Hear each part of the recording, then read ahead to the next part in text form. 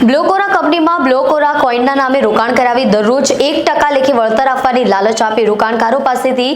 બ્લોકોરા કંપનીમાં રોકાણ કરાવી કોઈ વળતર ન આપી રોકાણ કરેલ મૂડી પણ પરત નહીં આપી પોતાનો આર્થિક ફાયદો મેળવી ગુનાહિત કૃત્ય આચરનાર વ્યક્તિઓ પૈકી એક વ્યક્તિને પકડી પાડતી eco cell crime branch Surat police.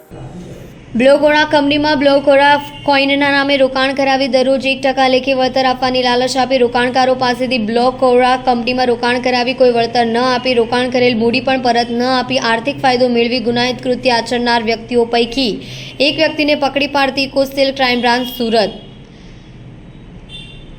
Surat શહેર ટેક્સટાઇલ અને હીરાના વેપારનું હબ બન્યું છે। જુદી જુદી પોન્ઝી સ્કીમો અને લોભામણી જાહેરાતો આપી મલ્ટી લેવલ માર્કેટિંગ જેવી સ્કીમો સોશિયલ મીડિયા પર જાહેરાતો કરીને દેશભરના લોકોને આકર્ષિત કરી સિસ્ટમમાં જોડાવામાં આવે છે। યેન કેન પ્રકારે સિસ્ટમ બંધ કરી નાણાં હડપી લેવામાં આવે છે। माननीय पुलिस कमिश्नर अनुपम सिंह गहलोत द्वारा सूचना આપવામાં આવી છે કે संयुक्त पुलिस कमिश्नर क्राइम नायब पुलिस कमिश्नर क्राइम एसीपी इकोसेलની સૂચના અને માર્ગદર્શન મુજબ તકેદારી રાખવામાં આવી છે। અનુસંધાને ફરિયાદી અકરમ મોહમ્મદ શફી મુલતાની રહેવાસી ફ્લેટ નંબર 403 સેન્ટ્રલ રેસિડેન્સી અમન સોસાયટી 3 ભાટેના ઉધના સુરત નાઓને ફરિયાદ આપી બ્લોકોરા કંપનીના માલિક ફિરોઝ દિલાવરભાઈ મુલતાની નીતિનભાઈ જગત્યાની રહેવાસી દુબઈ તેમના સુરત ખાતાના એજન્ટ તરીકેની કામ કરતા કાસિફ આરીફભાઈ મુલતાની રહેવાસી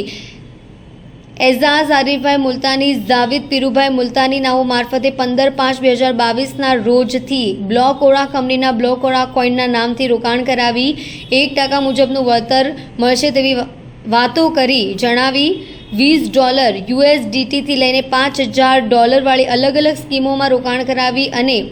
બ્લોકોરા કંપની નામની www.blokora.com વેબસાઇટમાં આઈડીઓ જનરેટ કરી એક્સચેન્જ ઉપર કોઈન લાવી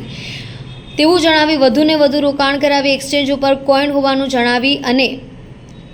13 જેટલી આઈડીઓ જનરેટ કરાવી કુલ 51 લાખ મેળવી લઈ બ્લોકોરા કંપની તથા www.blokora.com વેબસાઇટ બંધ કરી એકબીજાની મદદગારી કરી ગુનો કર્યો હોય ફરિયાદીની રજૂઆતને લઈને આરોપીઓ વિરુદ્ધ ડીસીબી પોલીસ સ્ટેશન દ્વારા 2024 સિવિકો કલમ 409, 420, 114 જીપી એક્ટ કલમ 100/2003ની કલમ ધ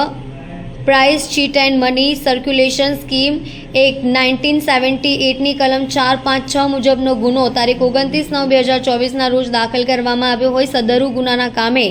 ગણતરીના કલાકમાં આરોપી જાવિદ પીરુભાઈ મુલતાનીને પકડી પાડી અટક કરી કાયદેસરની કાર્યવાહી કરવામાં આવી છે।